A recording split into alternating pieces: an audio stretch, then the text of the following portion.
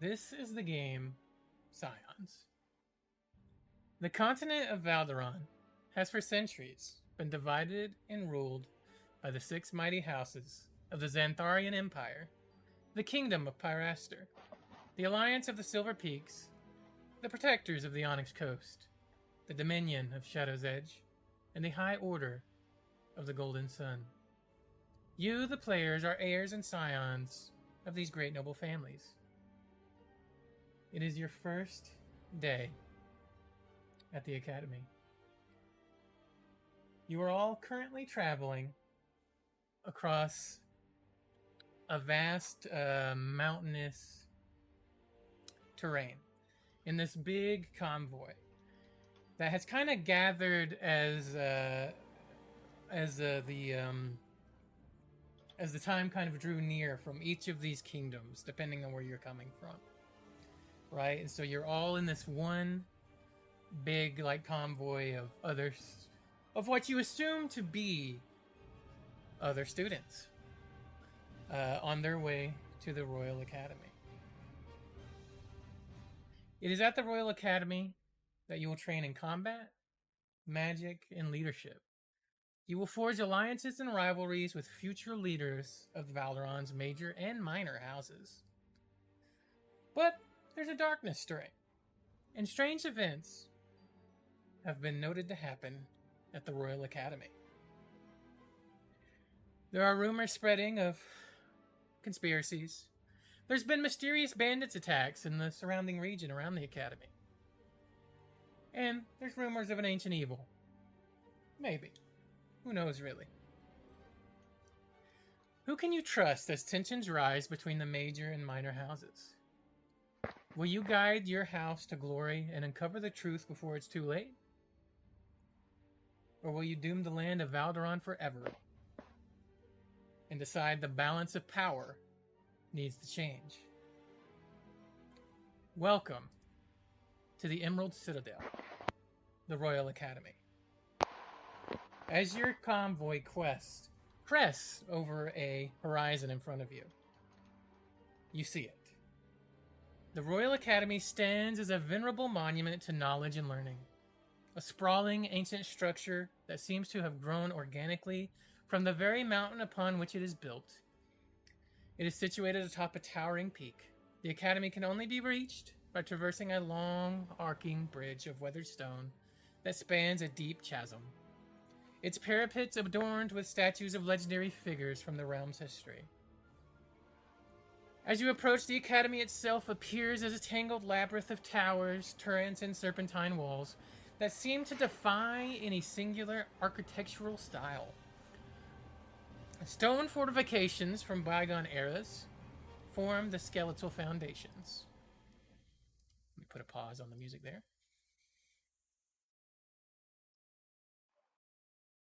While more modern additions of curved archways and flying buttresses have been incorporated over the centuries, the entire structure is awash in a mosaic of earth tones, from the aged, grown gray stonework to the rich terracotta clay tiling adorning the undulating rooftops. Perhaps the most striking, however, is the verdant tapestry of plant life that has consumed much of the Academy's exterior. Clinging ivy and creeping vines have worked their way into every nook and cranny, their emerald trindles framing arched windows and winding up the corners of the various wings. Flowering trees and trellises overflowing with rambling roses soften the harsh stonework, while rooftop gardens blossom with vibrant splashes of color. Dotted across the vast sprawling complex are soaring towers and turrets of varying size and shape. Some are capped with elegant dome or cone-shaped roofs, while others are crowned with crenellated battlements. Bell towers and eyries loom high overhead, their piercing pinnacles seemingly penetrating the very clouds themselves on clear days.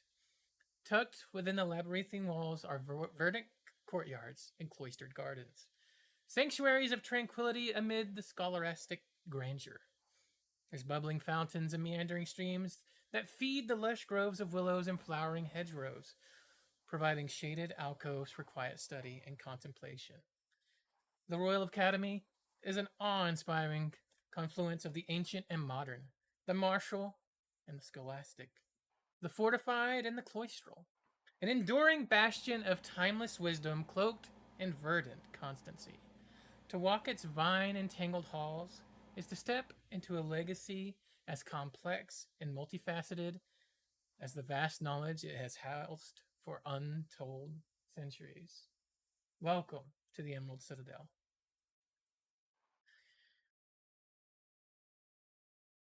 We zoom in on the large column of students and varying bodyguards, as you are the scions of your royal houses, wherever you come from. We focus in first on who should we introduce first? Let's start with our boy DT. DT, describe your character for me, will you? So my character is about, say, like 16-ish, around there. And he kind of has brownish, kind of cyan, like type of blue, like clothing. For those who would know, he comes from uh well, you would be able to tell based off what he's wearing that he is from the protectors of the Onyx Coast,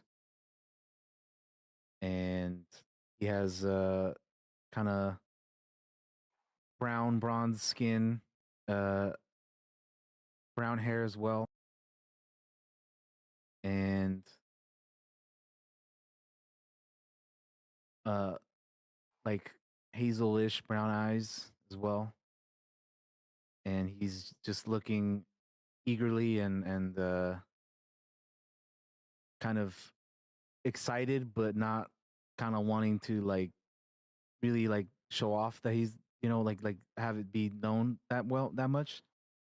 But he's just, yeah, eager and excited to get to the destination along with everybody else. Excellent. DT, what is and you guys can close the pop out of DT's character art if you want, if you so choose. DT, who is traveling with you and around you? Is there um more people from wherever you hail from in your Yes, what's the word, so party? Yeah. traveling with my character, Kaylin, is twin sister, Cassiella, and as well as some other various members of the protectors of the Onyx Coast, along with another. There's a sister. That's Cassiella right there. And along with them, like I said, various other members of the protectors of the Onyx Coast, but also those who know about uh, the protectors of the Onyx Coast might recognize that Vice Captain Luisa is also uh, accompanying these two on their journey to uh, the school. Yes. Yes, I need to. I forgot Which, to yeah, upload her art, but I oh, have you're it. good. Yeah, you should have it though. Yeah. I have it. It's here somewhere. Give me just a minute. Uh, Well, you said they're twins, right? Yes. Okay, I was like, they look very similar. yep, they Vice are. Captain who? Vice Captain Luisa. Luisa. I'll type it out in the chat if you guys want to see it.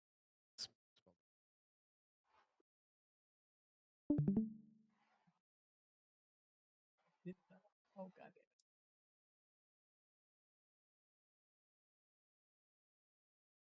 Yes, here we go. 2 seconds, gang.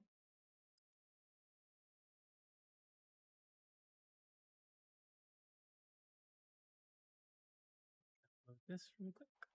Can y'all hear background noise through me? No. Okay. Nope. Because I keep seeing my mic light up. Oh, you good? You are image. Upload image. Sorry for the delay, gang. As you know, even when you prep everything 100% all the time, sometimes you forget things. I understand.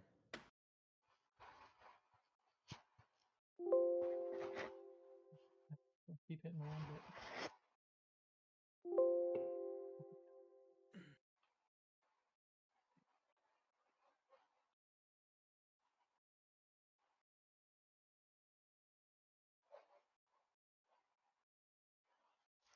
There we go.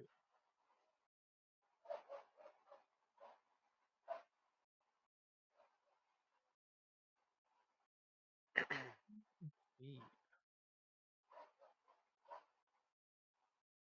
I think this will do it.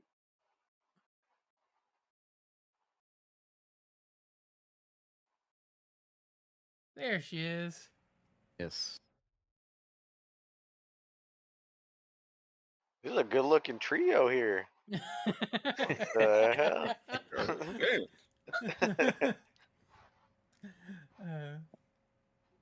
But yeah, this is Kaylin's aunt, right? Correct? Aunt Yes. Vice Admiral Louisa. Vice Captain Lisa. Vice Captain Louisa. Okay.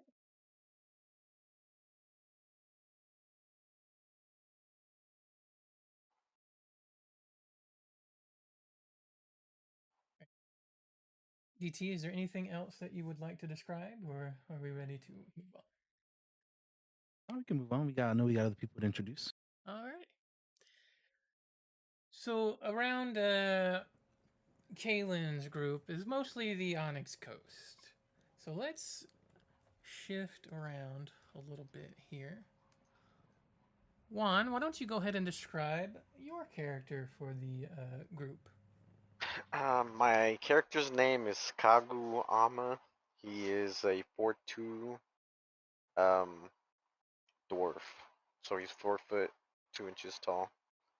He is from the Xantharian Empire. Likes to drink a lot. He's wearing like typical like monk's clothing, I would say, like the orange robes. He has long black hair and a big beard, and carries around a staff. I think that's about it. There he is. Hey. Look at that fool. For those of you following along at home and realize that these are young scions, dwarves do indeed grow beards very young. Me questioning the drinking it for a teenager. Hey. Hey, dwarves got different rules. Let's not speak about that. All right, Kagu, is there anybody among your fellows that you might know about or not? Feel free to add that in Um, there. well, I think one distinction is General Maximus from the Xantharian Empire took my character under his wing for like training and stuff. I'd say that's like a big takeaway.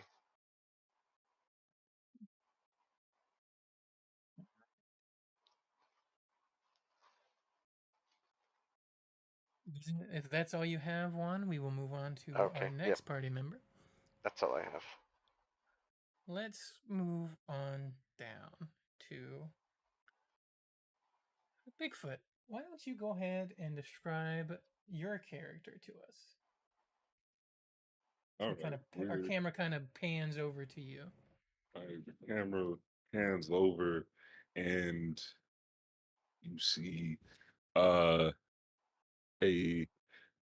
younger looking human kid. He looks like 13 to 14 years old. Uh and everything. Uh Dark skin, black hair, and some like little mini locks going back. Uh yeah, he has like his eyes are like uh are, are like golden, uh and he's wearing the colors uh of House Red Wing from the Pyraster Kingdom and everything. Uh not he has a very like muted, like he doesn't have as many like people in his like entourage as you would expect from somebody from like one of the houses of the like Pyraster Kingdom. Uh and everything. And yeah, he's chilling uh in his like with his little entourage, being followed by uh some knights of the house, uh and uh probably the one of the like senior like knights, like head of the one of the like more in charge people of the knights as well as there.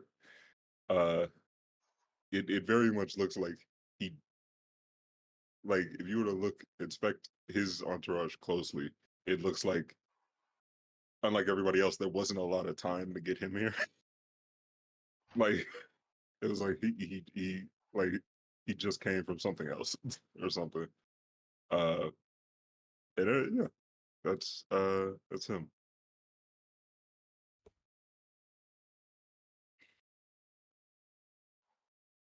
One second.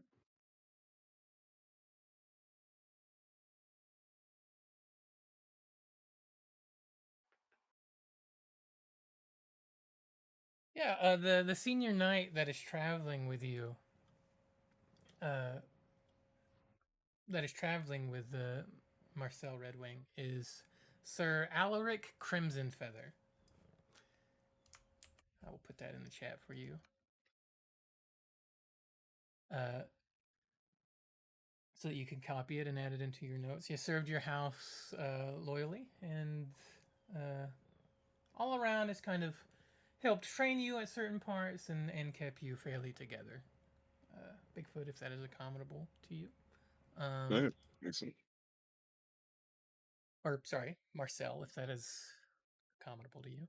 I'm going to try to call you by your characters' names, guys, once you introduce them. I'm going to fail miserably a few times. And if that is all you have, Bigfoot, we can have our camera kind of pan over to Paula's character.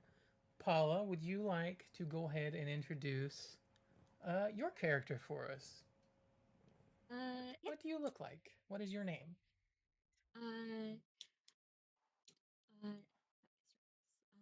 My name is Cressler.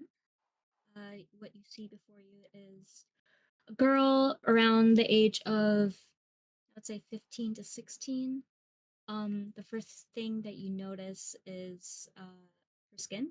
She has like this dark purple skin that is covered in gold, like, yeah, detailing. So like her horns, uh you can't tell from afar if they're covered in gold or if it's like more of a gold filigree or like a gold dusting or like gold fabric. um but she's wearing like dark purple clothing, adorned with some gold jewelry as well. For those who come from more wealthy houses, you would probably see that they're not necessarily like up to fashion. They seem a little bit dated. Um, Her eyes are kind of like a deep amber color. Um, her ears kind of point out. Her hair is kind of in a half up, half down style. That's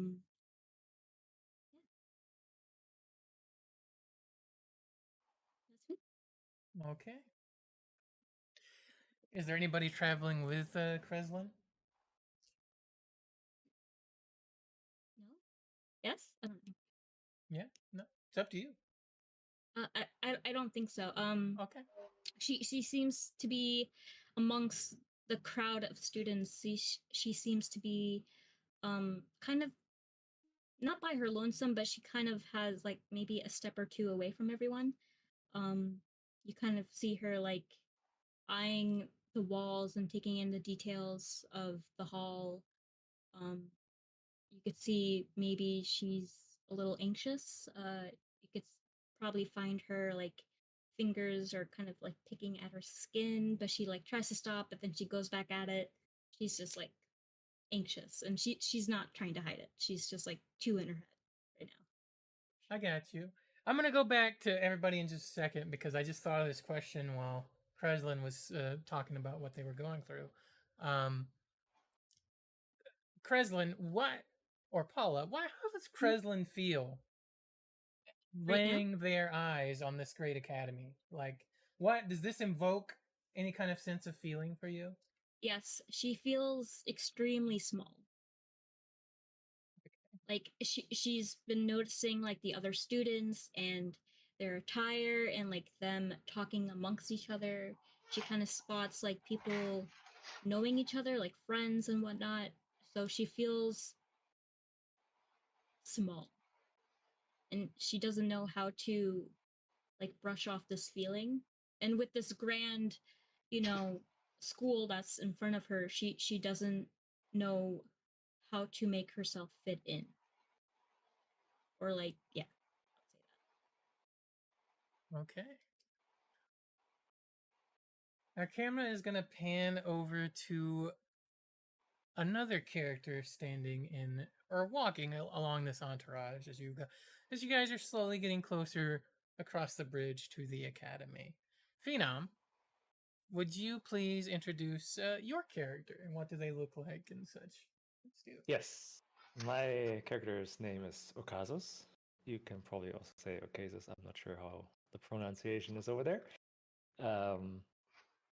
He's not really looking anything special on the first glance. Like you see robes and like more magically clothing on him. Oh, you don't have the full picture? I don't have the full picture. I don't know what happened to it. Here, I'll have it on my. I have it on my desktop. Oh, you do. Give it to me. I should have asked you for it. Actually, I didn't That's realize I didn't fine. have the full photo, to be honest with you. It's fine. 1 second, guys. We had a bunch of them, so yeah. Once you see the full picture, you can tell that he's probably not going to be any warrior type. But if you get closer to him, you can see that his eye color is mostly brown, but has kind of a golden ring on the outer side of it, which is kind of unique. Yeah, he is around 16 years old, and you don't really see many people around him, mostly just two guys and one. Well, the distinction between them is one is more of the bodyguard type armor knight, and the other one is kind more like him. Yeah, more like a mage without any swords or armor. That's basically it. Give me 1 minute. Come on, give me that full photo. There it is. Boom. Damn. Look at that boy. That boy majestic. He mysterious. I feel like it really fits for what we picked out so far. Yeah. Excellent. Excellent. Phenom, does Okasas? I'm gonna fuck your name up. I hope I'm saying it correctly. It's fine. What do they It's feel when written. they look at Don't the look it up. academy? It's how do I it's more of this is the next step. Like something big is now it's getting serious, something big is coming, but he's ready. Like it's not any anxious or scared kind of feeling. It's more like I got this or I have to do this now. Yeah. More confident approach to it. All right. Aaron, or sorry, excuse me. We're going to pan over to another of our characters. Aaron, would you like to describe what your character looks like, please? Sure. He is about 5 foot tall with greenish blue skin. Lots of some satchels around his belt and perhaps along his shell, as he is a turtle carrying a fairly large glaive on his back. He trying what else? I don't believe he is traveling with anyone specifically, rather than the convoy itself. But he is a younger turtle as far as turtles go. I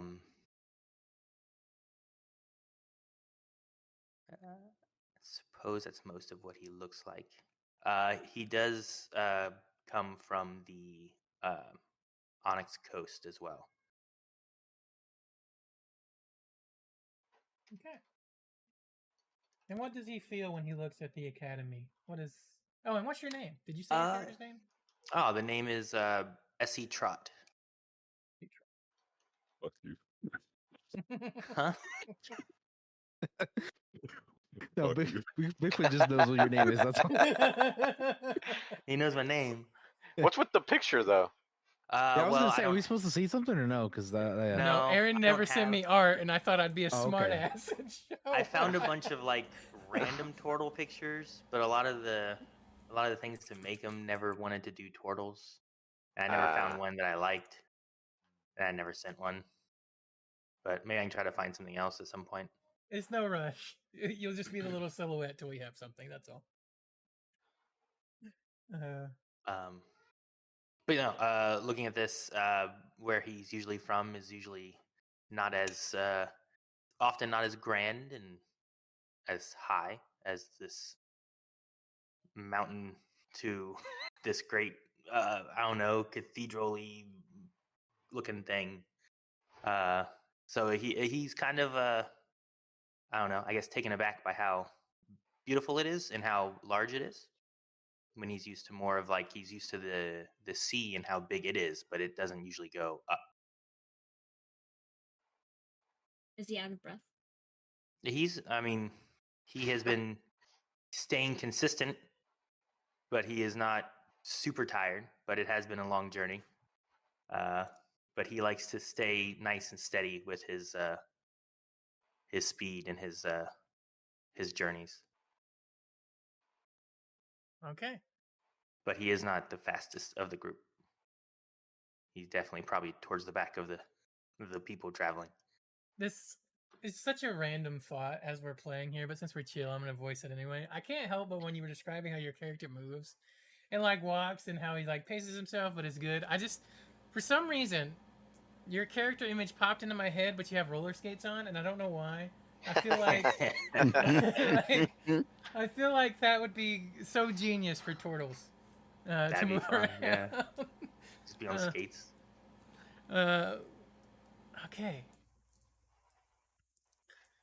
Kaylin, what do you feel when you look at the Royal Academy? I know we kind of moved on from that after we got to Kreslin. We didn't. Yeah. I didn't ask So- the question, but what do you feel? I kind of said it a little bit earlier, but Mhm. he's feeling just eager and kind of excited to see kind of what comes like what this place is all about, right? Like it's we've heard a lot about it and never actually been here though, and like uh much like as Essie, like we come from we usually at sea, we're on ships and boats, and the ocean is where we usually are. So or by the coast, really. So something as grand and majestic and almost like this place almost seems like kind of out of a myth or like a fable.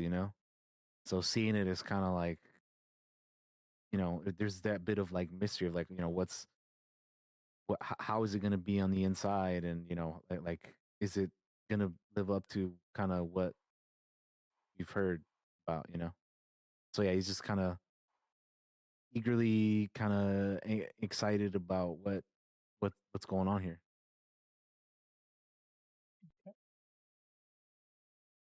Kagu, what do you feel when you look at the academy inside? Does it make you feel anything at all? I don't think he's actually feeling too much, but he is just standing there with his hands behind his back, just seeing how short he is compared to everything. He's just looking up straight up at the building, just in silence. Okay. What about you, Marcel? Do you feel anything when you look at the Royal Academy inside? Yeah. He's feeling like a mad sense of like just curiosity of like not just like the like sort of like the building and everything, but also like he's looking around like constantly, like just at everybody around, like people watching and shit, and just being like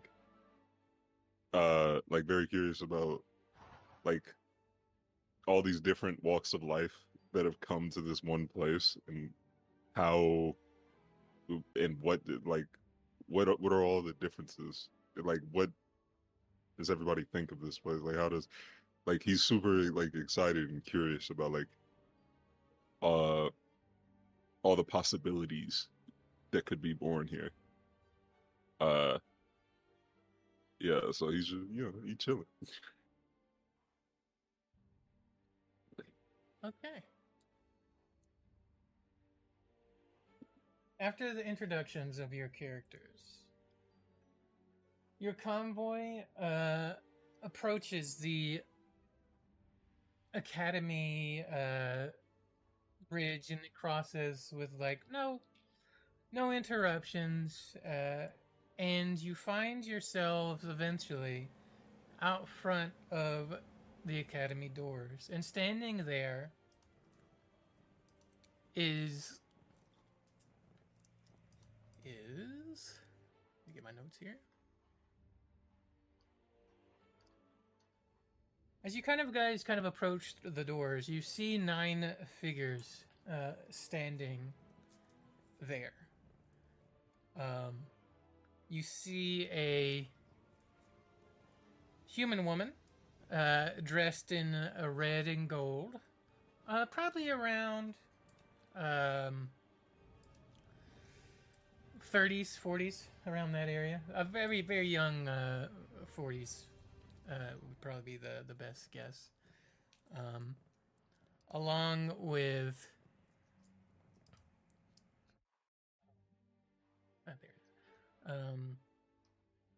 you see a man in not plate armor.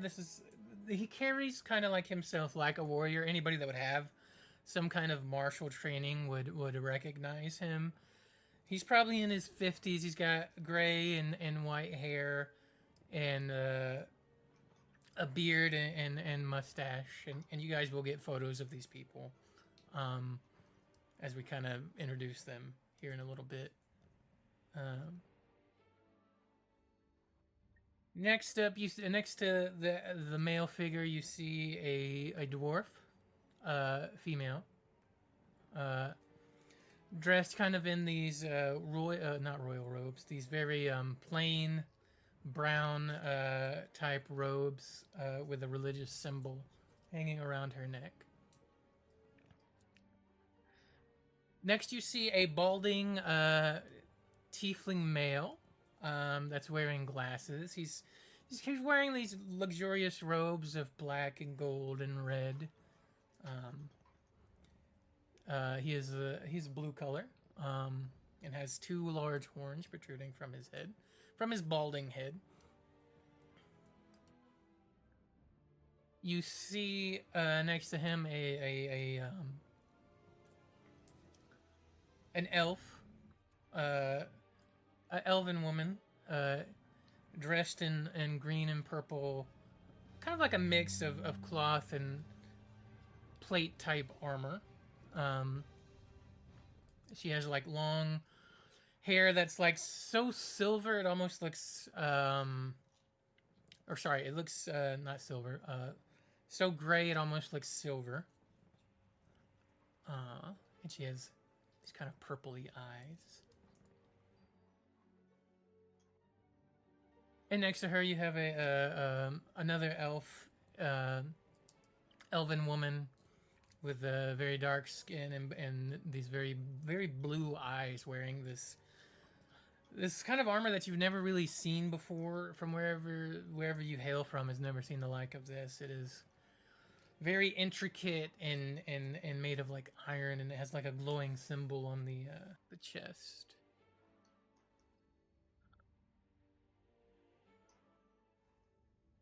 Next, you see next to her, you see a man, with very long dreadlock type hair, with like a little thin mustache and a little goatee type facial hair. He's wearing green and black with like some green shoulder pad armors.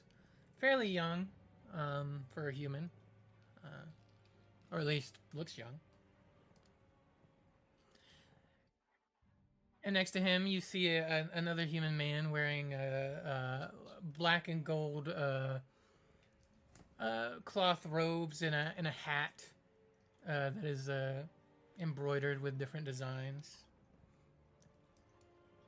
And then you see a very, very old man wearing just like a leather coat over some cloth clothes, and he has like a green sash around one of his shoulders.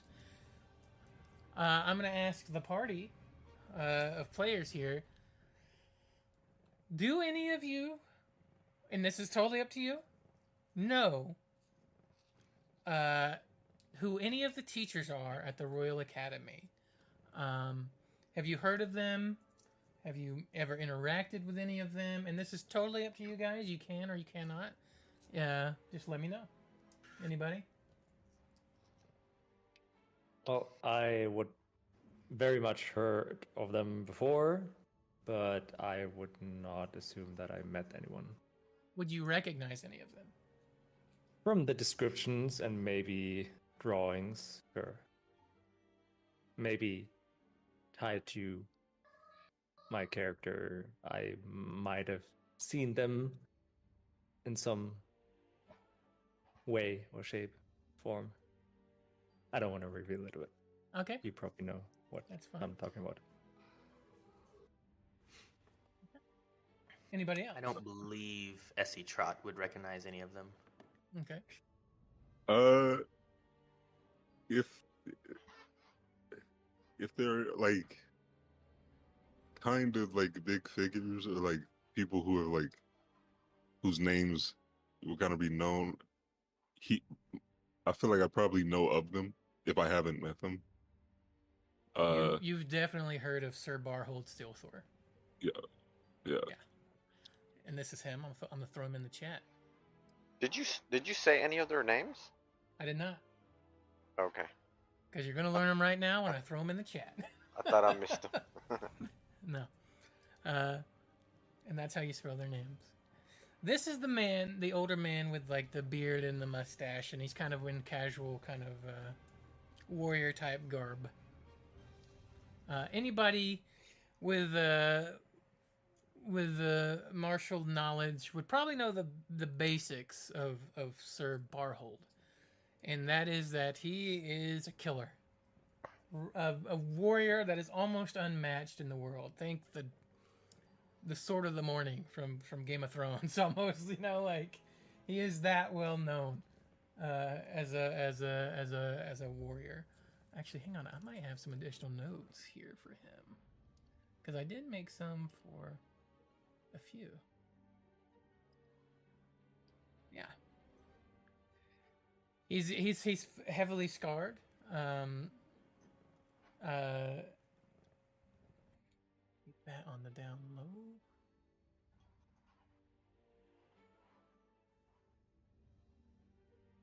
Yeah, and there are rumors of something happening to him in the past, but nobody really knows what it is. There's something that, he was once a great traveling warrior across the land, but in many years he hasn't really made many adventures, and has since kind of settled into his role at this academy. To go down the list of who we just introduced,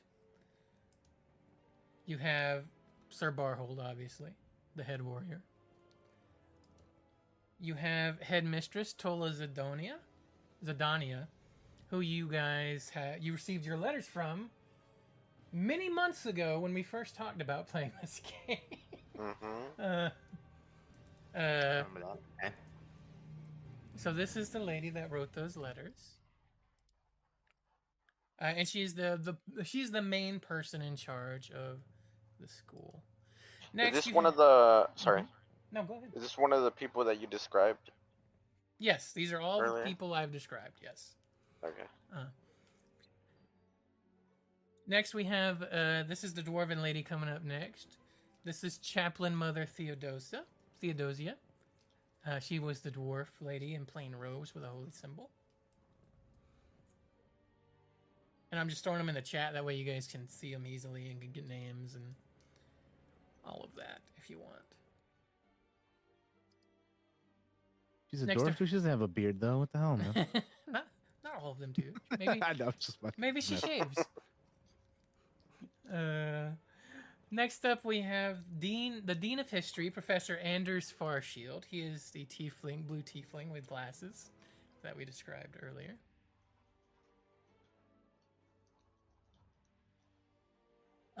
Next, we have the Enchantress Mage Ileana Shadowbriar.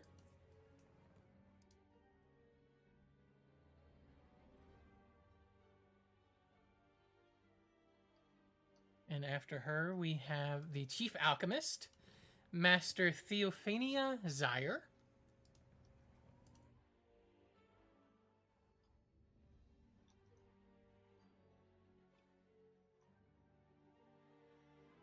Standing next to her is Huntmaster Sir Gareth Falconbane.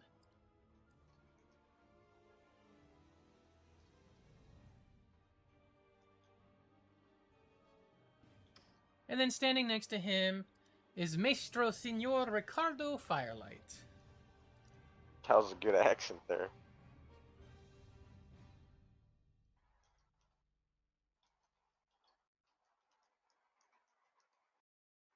And then standing next to them is just the groundskeeper, also known as Old Edric.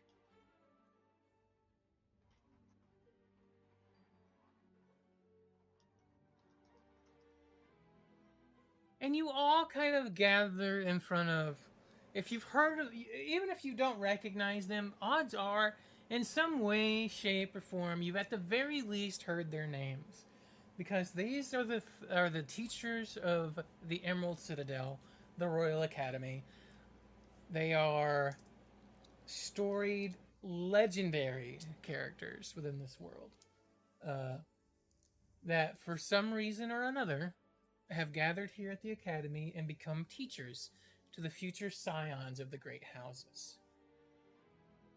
As you all kind of gather in front of the stairs here, and they are standing in front of you, there's a murmur among the convoy as everybody is kind of like talking among themselves and chatting. And you see the headmistress Tola Zadanya kind of hold up her hands, and the crowd quiets down, and she starts to say this, which I hope I should probably preload it before I hit the button, and I hope it comes through okay on audio. Welcome, young scholars, to the Royal Academy. You stand now within the hallowed halls of the Emerald Citadel, an institution that has shaped the minds and spirits of our realm's greatest leaders for generations. Each of you has been chosen not merely for your talents, but for the potential we see within you, the potential to become something extraordinary. Make no mistake, the path that lies before you will be arduous. You will be challenged intellectually, physically, and spiritually in ways you cannot yet fathom. There will be times when you doubt yourselves, when you question your place here. In those moments, remember this: we believe in you, even when you may not believe in yourselves. The knowledge you will gain here is not merely academic. You will learn of magic and mystery, of strategy and statecraft, of the delicate balance that holds our world together. But more than this, you will learn about yourselves. You will discover strengths you never knew you possessed, and confront weaknesses you never dared acknowledge. This journey of self-discovery is perhaps the most vital education we offer. For to truly lead others, to protect our realm and shape its future, you must first understand and master yourselves. Let me be clear. Mediocrity has no place within these walls. We expect excellence in all things, and we will accept nothing less. But know this: every trial you face, every hardship you endure, serves a greater purpose. We are not here to coddle you, but to forge you into the leaders our realm desperately needs. The challenges that lie ahead for our world are grave, and it will fall to you to meet them. So steel yourselves, young scholars. Embrace the difficulties that await you, for they are the tools by which you will be shaped into the heroes of tomorrow. Welcome to the Royal Academy. Your journey begins now. Whoa, what the hell? Sorry. Is she okay? Yeah, was no, a dragon. that- Okay. Somebody, what happened there? no, She's not that's looked Pushed around. her. I have Looks an to the sky. import. I have an import of a bunch of audio things, and that's set to play them one after another. Apologies about that. Saw she got It's murdered. like we're solving a murder? What's going on? No, that was an accident. Going. I lost my train of thought. No. That was some leftover shit. So yeah, you guys, the speech, kind of, how does it make you feel, as you heard the words of Zadanya? Did it make you feel anything at all, or like, are you inspired? Are you hyped? Like, well, like, how are you feeling right More anxious. now? And more anxious. Yes. As he trots, excited to expand himself, physically, of the mind, the spirit. So it gives him a little bit of nerves, but more so looking forward to how he can grow. Marcel, yeah, he was already excited and hyped up to get here, so he's just, you know, he's smiling, ready. He can't wait to get started. What about you, Kaylin?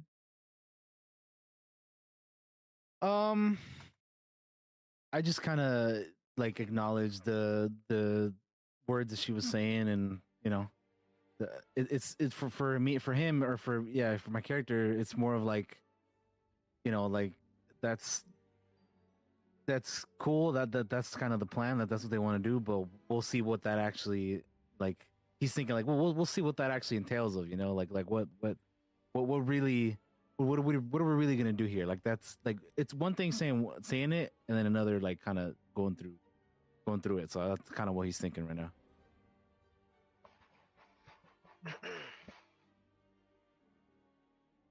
So Kagu, whenever she was doing the speech and she mentioned strength and weaknesses, he kind of snickered at the part when she said weaknesses and kind of like taking it as a challenge as to see if he actually has weaknesses. So he's kind of excited to get started.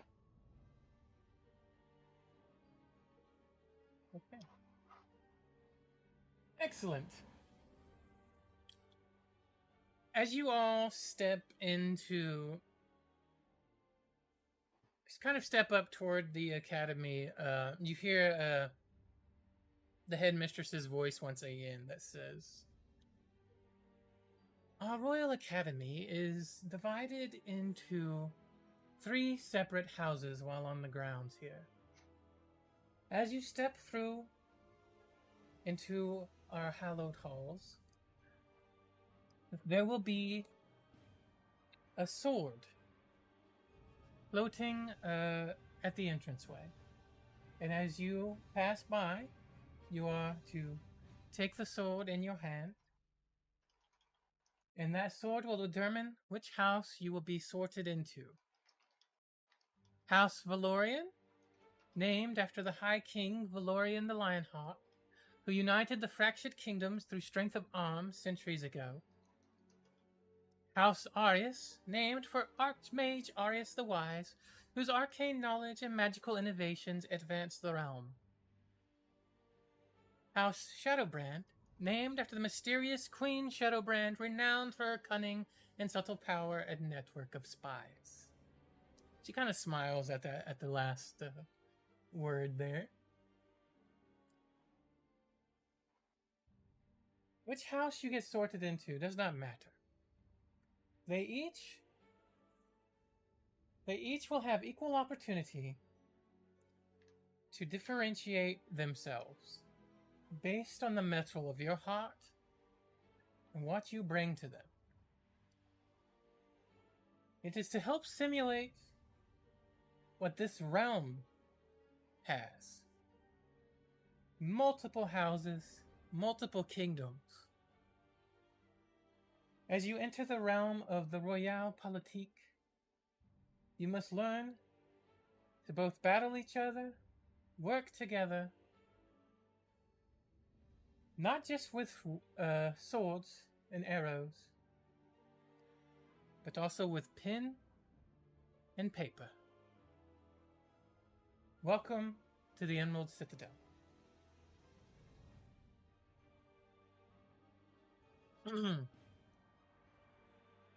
All right. The teachers retreat through the doors, opening the Royal Academy into the Great Entrance Hall.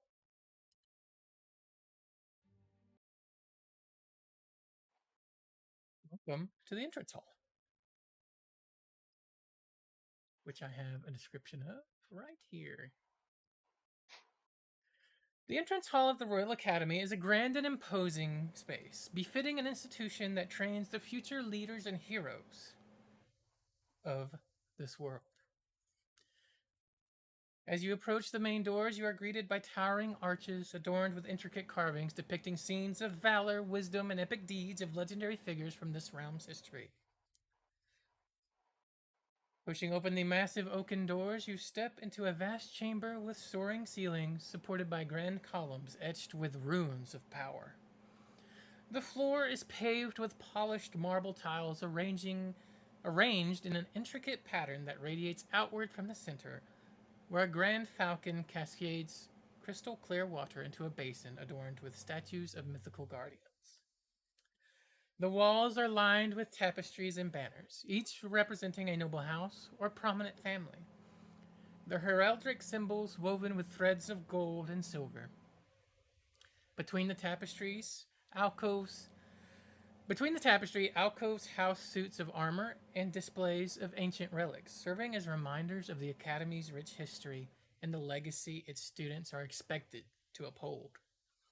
At the far end of the hall, a sweeping staircase ascends to the upper levels, its steps carved from a single piece of gleaming white marble.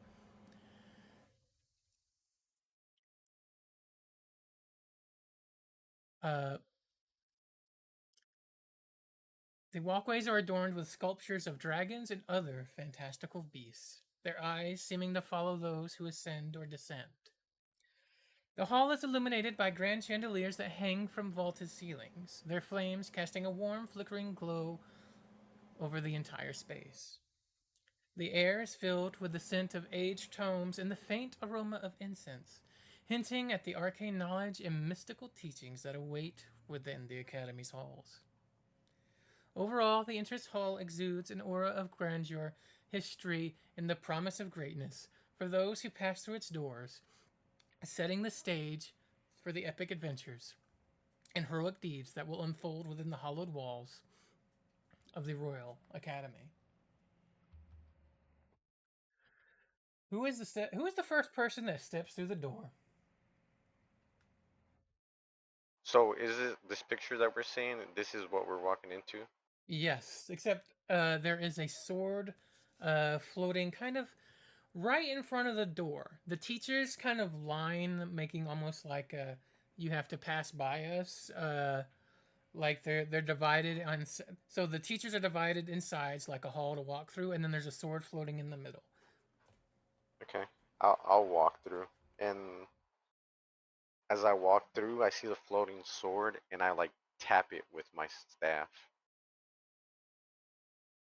Am I supposed to grab this thing? Is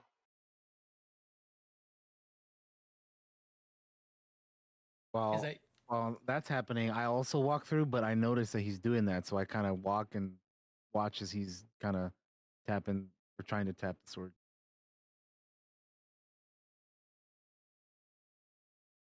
so you're asking? Are you asking a specific Yeah, character or like I just like say it out loud, say kind it of out like loud? kind of like if I'm thinking to myself, but I like let it out. Okay. Uh, Sir Barhold turns his attention to you, and he doesn't say anything. He just kind of grunts like a, mm-hmm. Like, yeah, you're supposed to grab it. How hard do you tap the sword, though? Are you like putting any muscle into it, or I is it like just like a casual tap? just kind of like a little ding ding.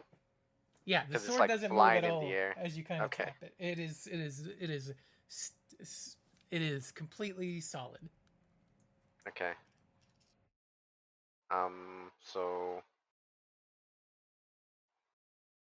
I like jump up to it. Is like is it tall? Like it, I guess the question is how high is it from me? Because I'm like pretty short. It lowers down to your height. Okay. I didn't think about that, but yeah, it totally Because lowers down. I was about to say that Karu jumps up and like hangs on it kind of like a monkey bar. It just tries to grab it. You grab it, Kagu, and you just kind of like you feel it kind of it feels kind of warm to the touch, and it's hard to describe. Like you feel almost like an energy kind of going through your body and like looking almost into your uh very soul. So yeah. Eventually, the sword glows a um, like a warm blue color. Um, and Tola turns and smiles and says, "House Valorian has its first student," as the blue denotes the color for House Valorian. And there's a murmur among the students, and Tola says, "Kagu Ama, welcome to the Royal Academy." and there's a stirring of sounds in among the crowd that, even though most of you do not come from the same place, or you do not have not really written your legends yet in history, you were still like an important person in this world, right? You have bloodline powers, which I have not mentioned what bloodline powers are in this recording on that we're doing right now. In this world, there are these ancient powers that descend into the Scions, right? There's these bloodlines that they get from let me get my exact notes here. I'm fumbling while not looking at my exact notes.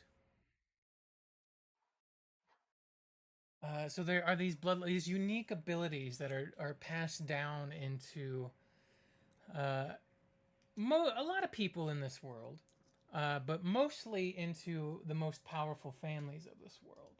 Most kings, emperors, rulers, heirs, scions have these powers, and they kind of wane, not wane, but kind of grow in strength over time in this world. It is your birthright, even.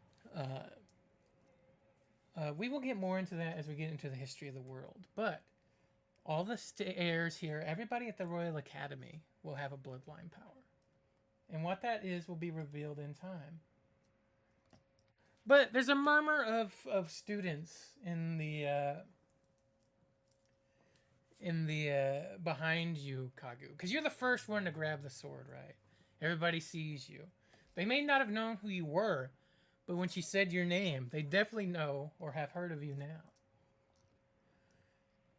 And Kalen, next to you, you hear a student say, and he just kind of leans over toward you, even though you don't know who he is or who they are.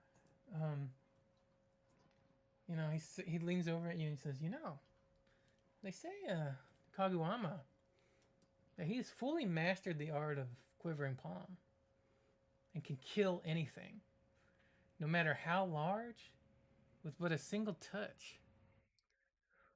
He sounds kind of impressed when he tells it to you, Kalen.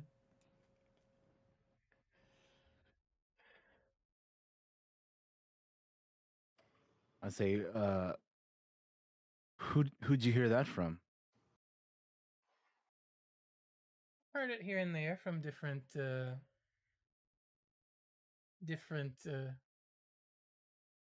He kind of stumbles over his words a bit. It's like, you know what? I'm not exactly sure where I heard it from, to be honest with you. Just that I've heard it. And after that, Kagu, Tola indicates for you to go stand next to a door as you take your place. Okay. A few. So, Mm-hmm. wait, you said to go stand at the door?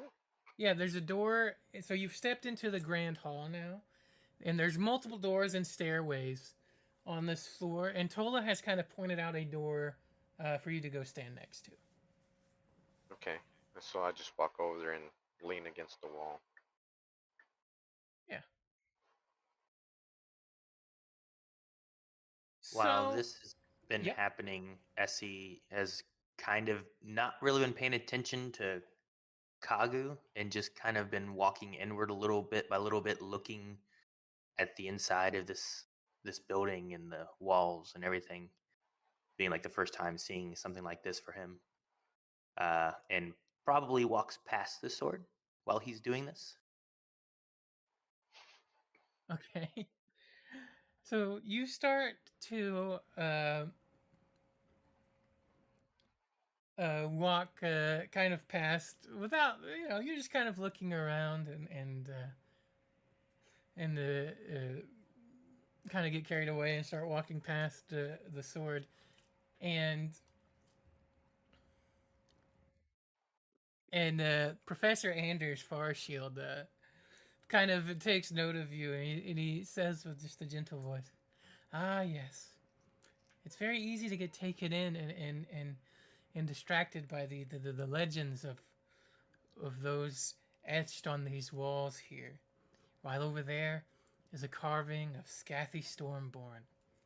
Do you know the story of Scathy Stormborn?" He's looking at you, Essie. No. Who is that?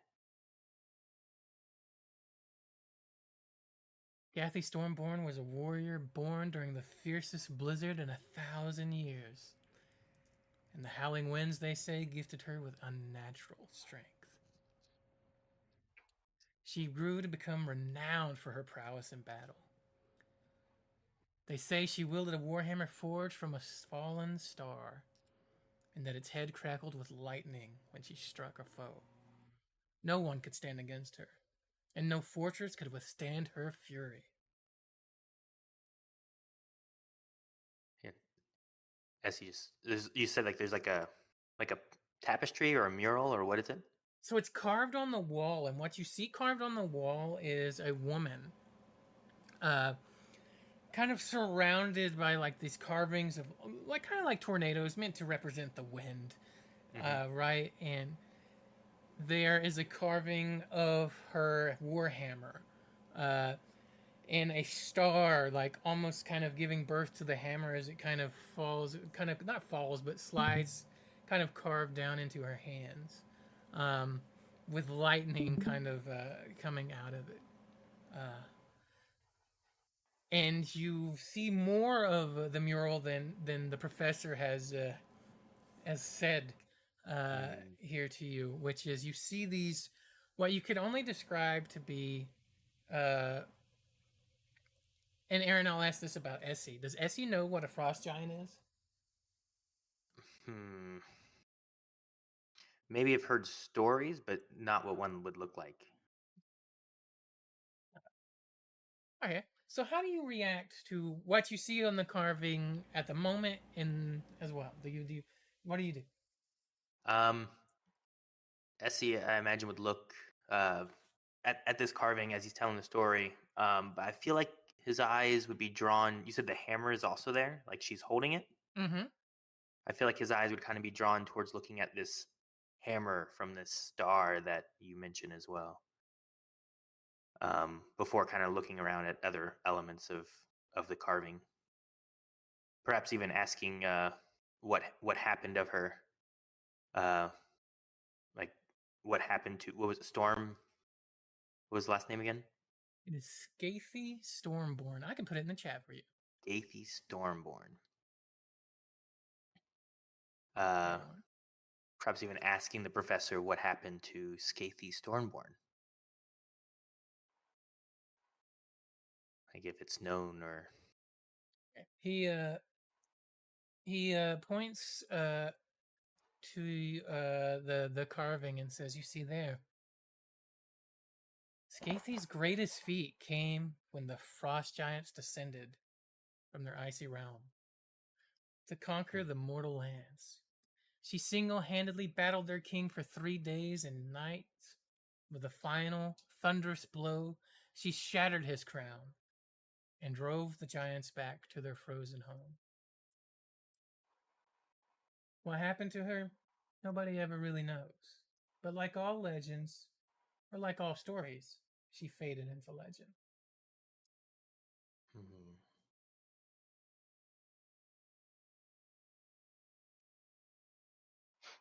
Would you like to know the name of her hammer?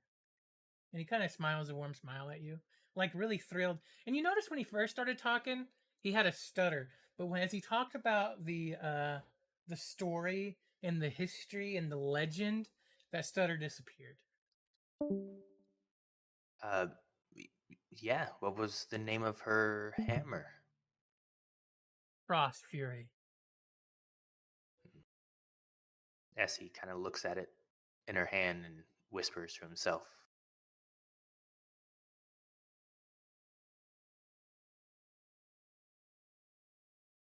I think he just kind of like stares at this thing for a second.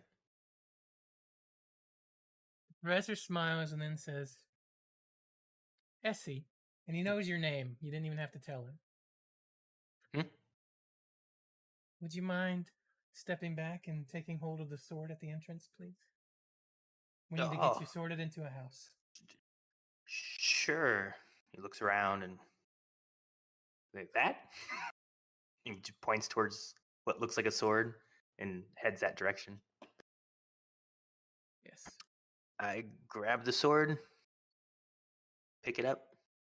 You feel the same warm feeling that Kagu felt, and it's ancient warm energy feeling into you, and and the blade changes to the color blue. Another champion for House Valorian. And then the professor smiles at you and says, "Essie, please stand next to Kagu, please, over there next to the door, if you'd be so kind." Okay. I walk towards Kagu, still holding the sword. Well, you try to walk holding the sword, but you just kind of stand in place, almost like you're ice skating, as the sword does not move with you. All right. Then I guess I realize that I can't move, and I let go of the sword. There's a bit of a chuckle among the crowd as you take your place next to Kaguama. As he comes near me, I like tap his shell with my staff. Oh, uh, hello. Hi. And then we just sit in silence, I guess. Hey, Kagu, you heard Yep. a rumor about this particular turtle. You've heard of Essie somewhere before. You can't quite remember where from. But you heard a rumor that God, Aaron, we have to when we talk in DMs about D&D, we need to be more better in some of the ways we talk because I am so confused. Sure, I get you. You heard a rumor that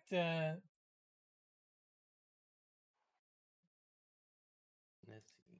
you've heard a rumor that his immense jaw strength allows him to crush solid stone with a single bite.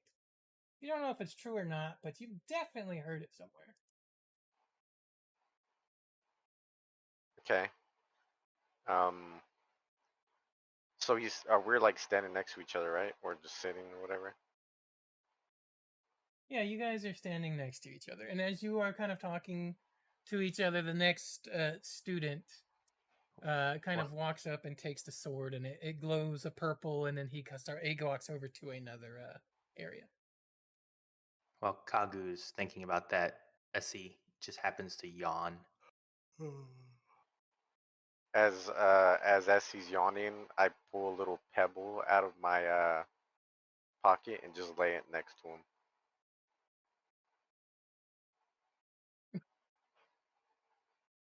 Essie doesn't notice. He's looking around at the walls still.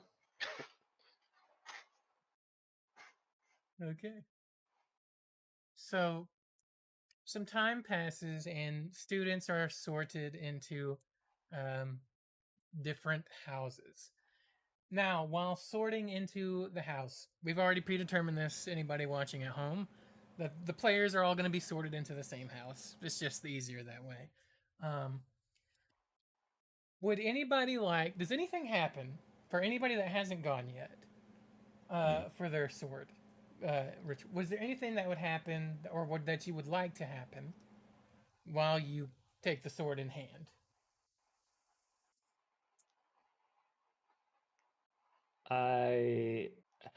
I'm not sure how well my power works, but I would like to take a look before I touch the sword. A little glimpse. Sure. Are you looking Just for not- anything specific? Are you trying to feel anything about, or are you just getting a visual look at it?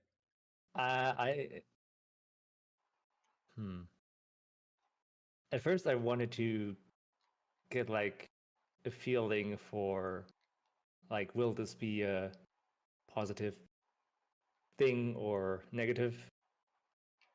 But now I kind of might want to see if or how accurate it is, and I might want to see what color I get before I touch it, Okay. just to see. Yeah, If there's like a visual tell.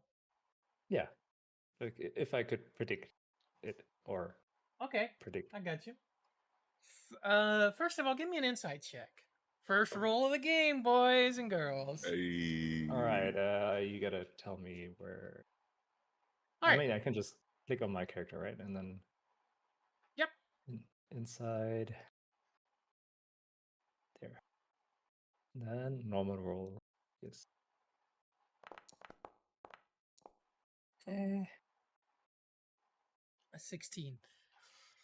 You don't get any particular negative feelings from it in any way. I think that's one thing that you wanted to know. So nothing bad that you can tell, just kind of on gut instinct from it. So at the base level, looking at it, you see it appears to be just a longsword. The blade appears to be just a plain steel blade. The handle is just a leather wrapped handle. And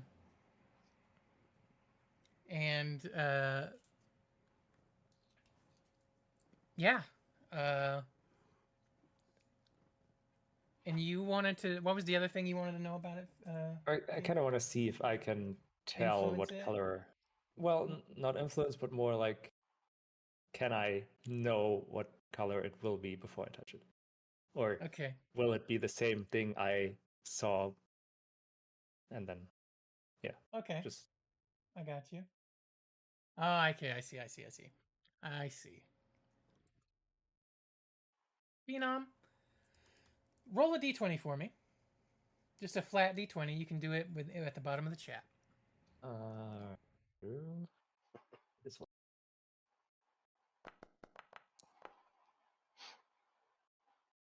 Okay.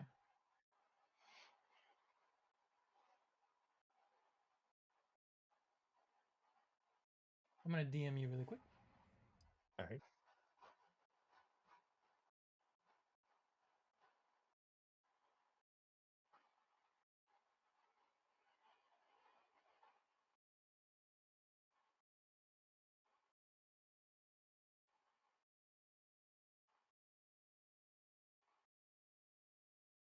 Whispers.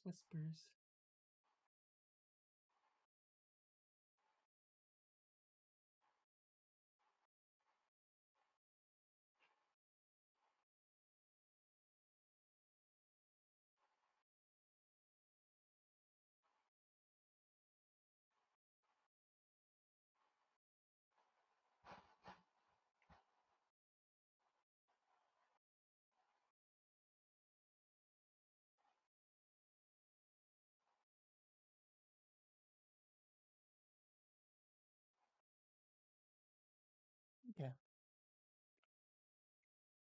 Yeah. So here's what happens. To be careful with what I say.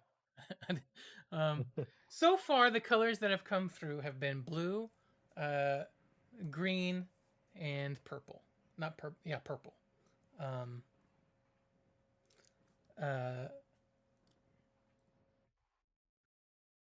So just looking at the blade,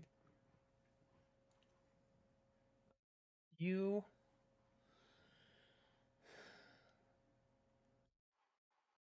know what? It's hard to tell, Phenom. It's hard Yeah, to tell. that's fine. Okay. I expected it. Okay. Given the nature. Mm-hmm. Okay, then yeah, I'll touch it and see my color and stand next to the others. So you take hold of the blade. Ooh, okay, never mind. And it doesn't glow as quickly as it does for the others. It In. it it kind of like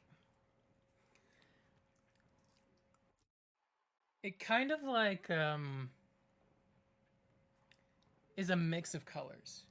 It's not pure blue, but it's also not pure purple. It's somewhere in a mix between blue and purple, which is weird because purple is, already got blue in it, right? So it's almost like trying to make another color. And the teachers don't look especially shocked by this. Like, Ileana, Ileana, Shadowbriar looks over at you and says, sometimes the sword has a hard time picking which class to put you in, which house to put you in.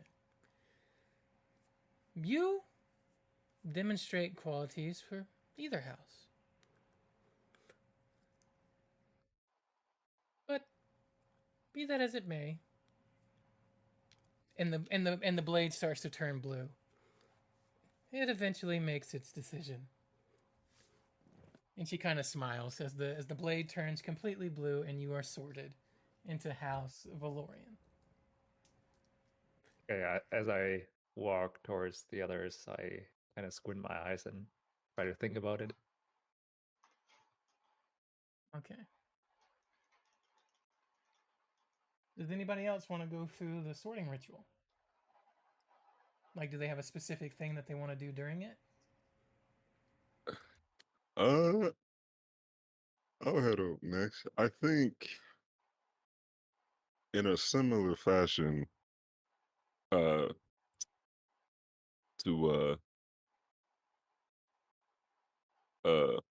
Casas,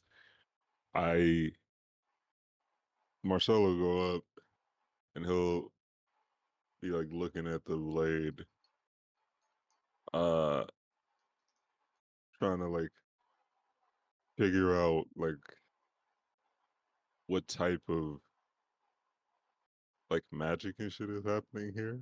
Like what's like going on here? Like what is this thing? What does it do? It sorts us. So does it take into account like what does it take into account? Like what does it do? And like he's thinking this as he grabs it and he's trying to like unravel it. Trying to like figure it out kinda. Like for instance, just making guesses, thinking about it, with what he knows about like shit like that, Mm-hmm. and everything. Before he, grabs it. All right. But So yeah.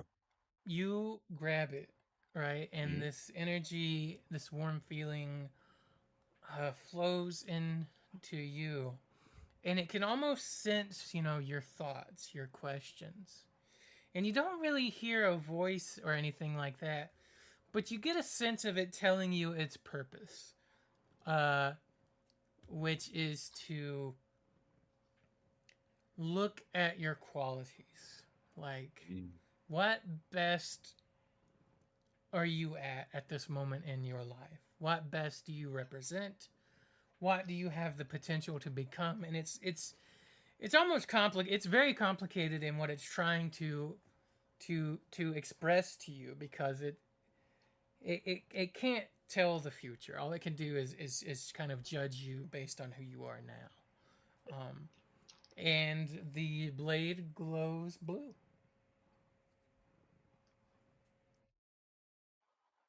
All right. Then he'll move over to where everybody else is.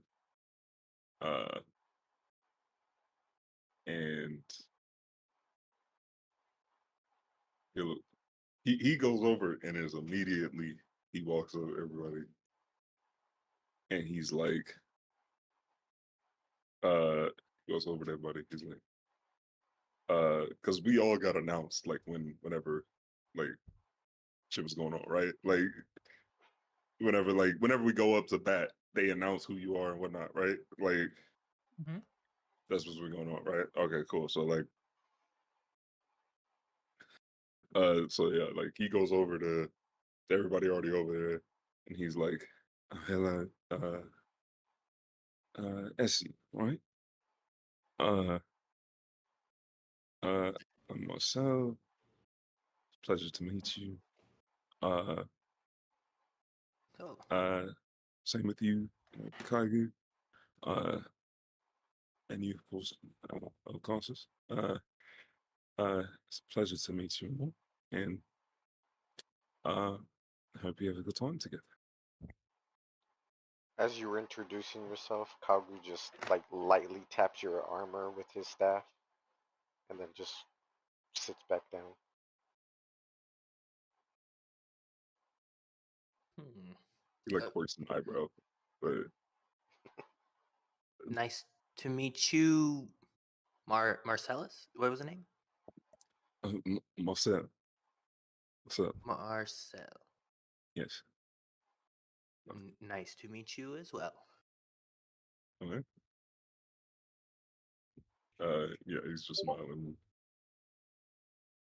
Have a good time and shit, and yeah, that's me.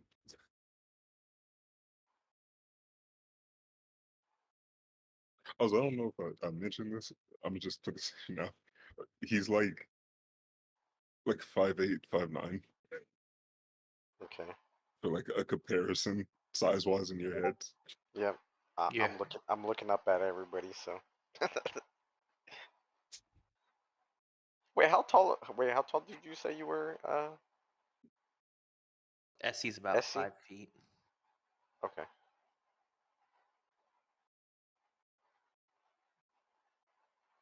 Okay.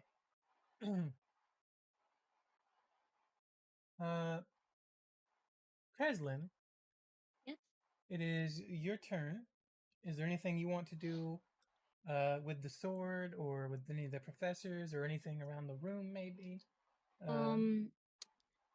I would say when it was announced that to everyone was to grab the sword in order to get housed or chosen or get picked for certain houses, she would, as the students were like lining up for it, she was like somewhere. She wasn't first in line, obviously, but she was like somewhere within the middle of all the students, kind of just like peeking around, uh, watching everyone, watching the sword light up, and their names getting announced. Basically, trying to get her mentally prepare herself for what was to come. And once it becomes her turn, she like looks at it, takes a deep breath, and she hesitates reaching for it, but then she goes for it, and she kind of like closes her eyes and kind of just like looks away from it, and just like pure, just like anxious nervousness, not sure what she is to expect.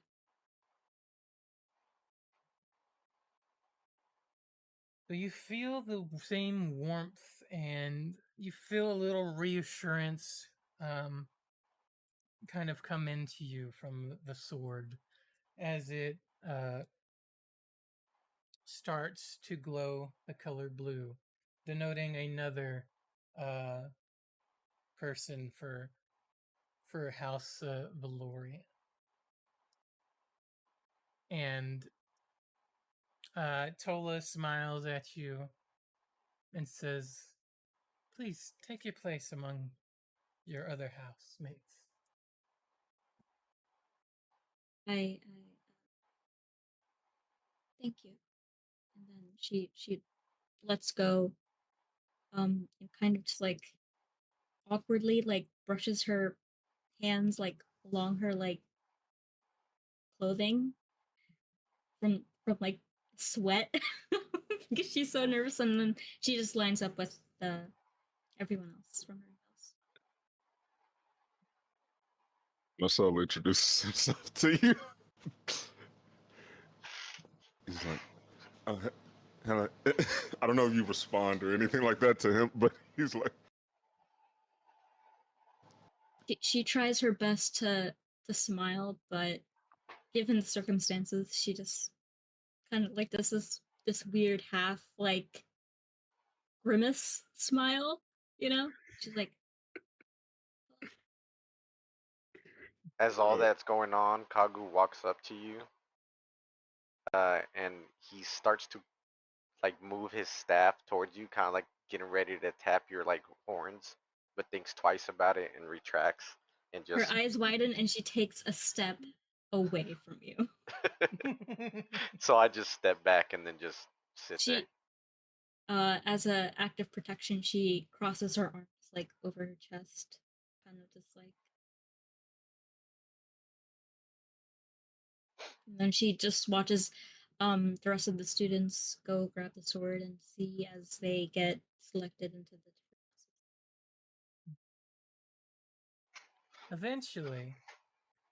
Eventually, it's a long while. Like, you guys are probably standing around for a couple hours because there's a lot of students.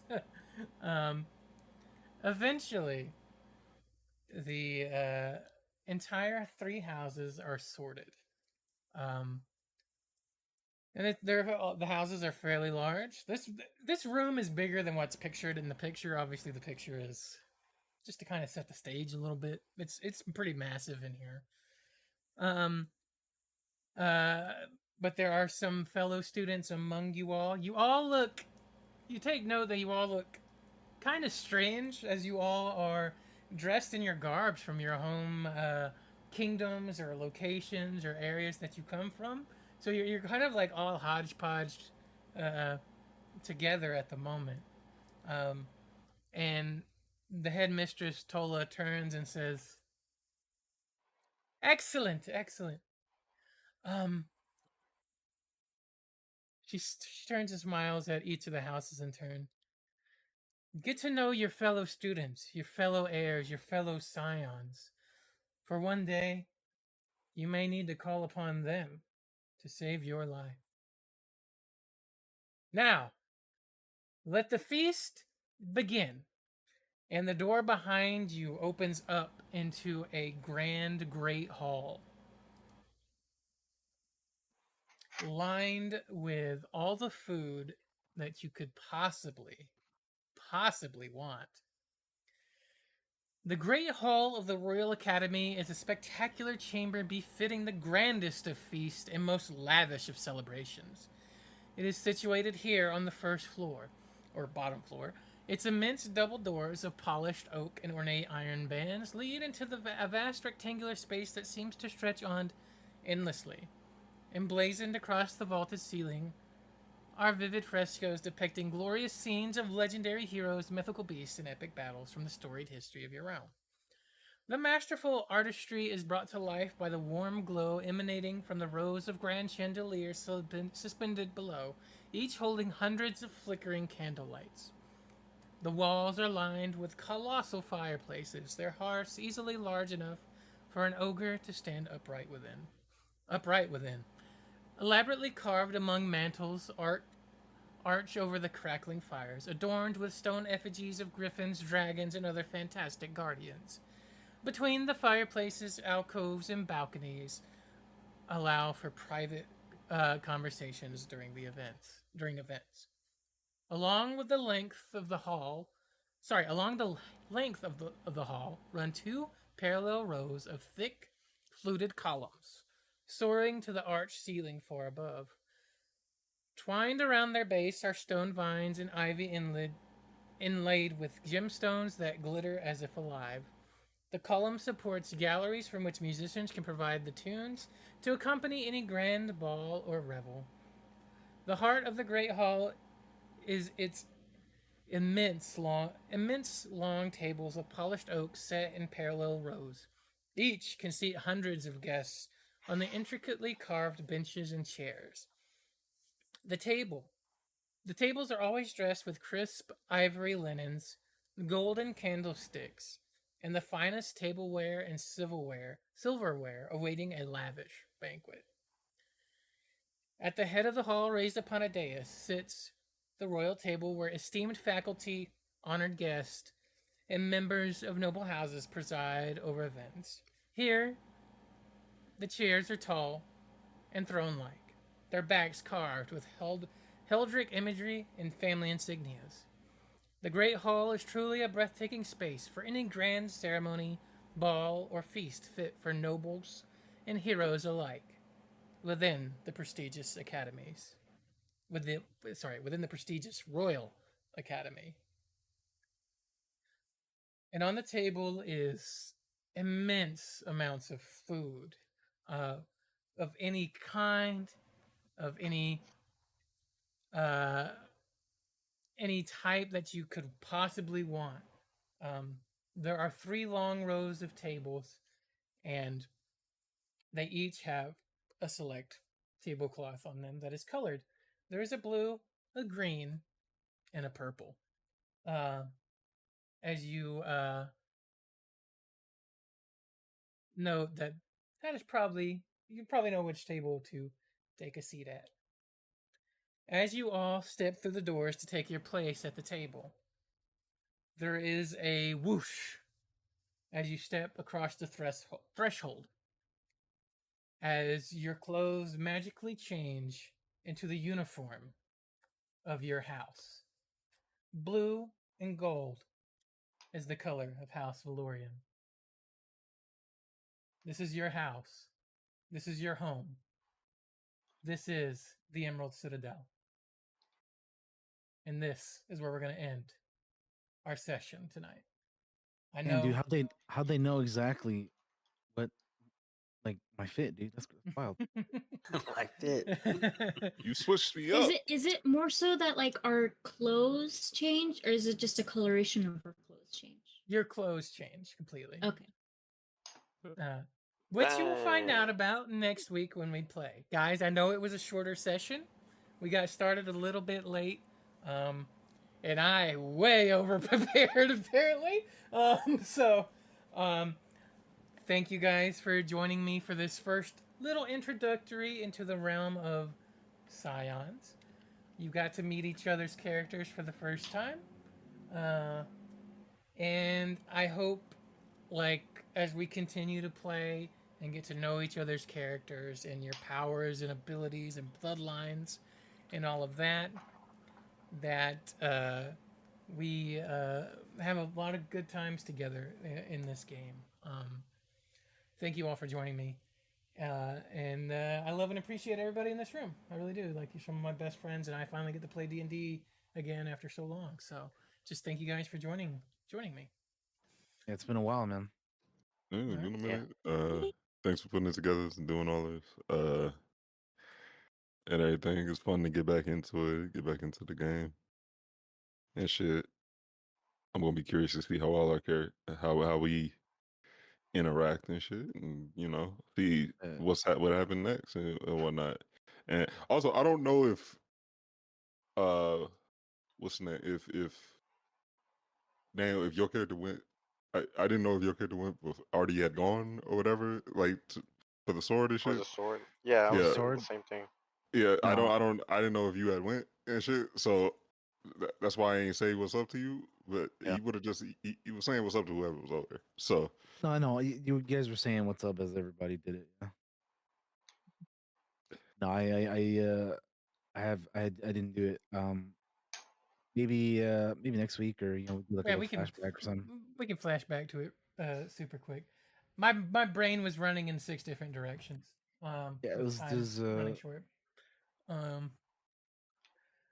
next week should be fun. Look forward to it. Yep, I'm ready to get into some shenanigans. So you already were. dude. we Open know you everybody. gonna get a shit. We know you gonna be in shenanigans. Oh my god. It's already begun. Yeah, we'll flash back to Kaylin and the sword when we start next session. For some reason, my brain went, we did Daniel first, because my brain always goes, Daniel's my best friend. I'm going to call on him first every time. Yeah, that's fine. I just want to I was just letting everybody else go first, Then I got you. That's on me, guys. So- really more than anything. Let's say, is there certain times that we could like say, hey, my character's doing this, or there's a channel, Mhm. right? Like which one is it? The role no? I'm play saying, one? Roleplay? I'm saying like while we're playing. Oh, gotcha. Playing. I will. Yeah, you can always say I would like to do this when we have a chance, and I will 'Cause make time for you to do it. okay, because I feel like I don't want to cut anybody off while they're you know, going No, or anything. the nature of the beast is you're gonna probably interrupt just because we can't look at each other and see each other's mouths moving. You know, Mhm.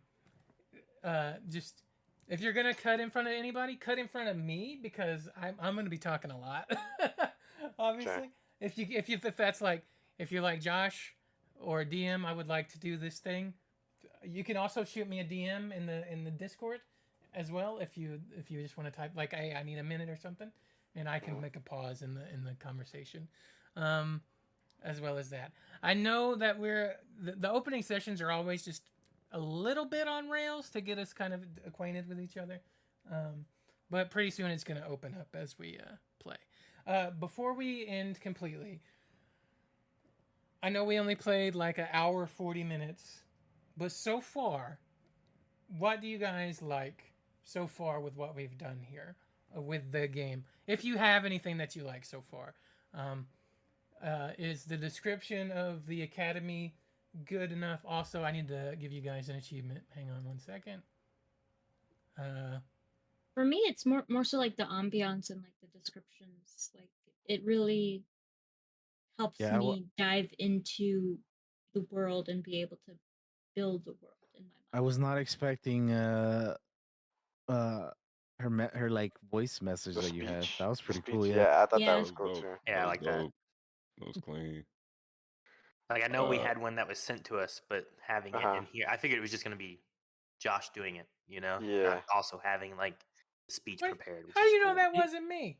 Yeah. How do you Yeah. know that I, wasn't I me? mean, it could. But no, what I'm saying is that took me to not thinking it was Josh and just thinking it was her Her. speaking The to yeah. Yeah. us. character. Yeah, yeah. Yeah. No, That's I'm just fucking with you. I That was like the totally not me. variations in that. Like say like it's like a key moment and that's like you use that for like a key moment and then like everything else is just your voice.